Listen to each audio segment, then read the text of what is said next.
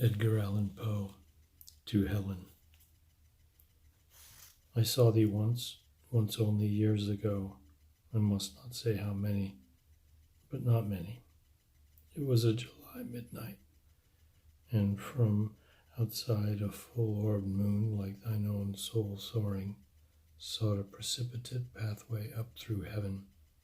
There fell a silvery silken veil of light, with quietude and sultriness and slumber, upon the upturned faces of 1,000 roses that grew in an enchanted garden, where no wind dared to stir, less on tiptoe, fell on the upturned faces of these roses, that gave out, in return for the love light, their odorous souls in an ecstatic death, fell on the upturned faces of these roses that smiled and died in this parterre enchanted by thee and by the poetry of thy presence.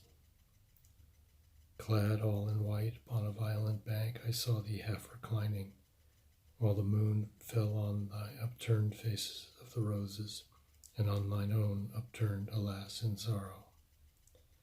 Was it not fate that on this July midnight, was it not fate, whose name is also sorrow, that bade me pause before that garden gate, to breathe the incense of those slumbering roses? No footstep stirred, the hated world all slept, save only thee and me, and paused, I looked, and in an instant all things disappeared. Ah, bear in mind this garden was enchanted. The pearly luster of the moon went out, the mossy banks and the meandering paths, the happy flowers and the repining trees were seen no more. The very roses' odors died in the arms of the adoring airs. All expired save thee, save less than thou, save only the divine light in thine eyes, save but the soul in thine uplifted eyes, save but the soul in the uplifting of me. I saw but them, they were the world to me. I saw but them, saw only them for hours, saw only them until the moon went down. What wild heart histories seemed to lie enwritten upon those crystalline celestial spears. How dark a woe, yet how sublime a hope. How silently serene a sea of pride. How daring an ambition, yet how deep. How fathomless a capacity for love. But now at length dear Dian sank from sight into a western couch of thundercloud, and now a ghost amid the entombing trees didst glide away. Only thine eyes remained. They would not go. They never yet have gone, lighting my lonely pathway home that night.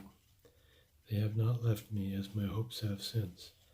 They follow me that lead me through the years. They are my ministers, yet I their slave. Their office is to illumine and enkindle.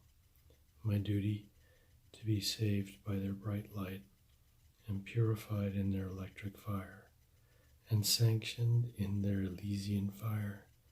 They fill my soul with beauty, which is hope, and are far up in heaven. The stars I kneel to in the sad, silent watches of my night, while even in the meridian glare of day I see them still, two sweetly scintillant Venuses, unextinguished by the sun.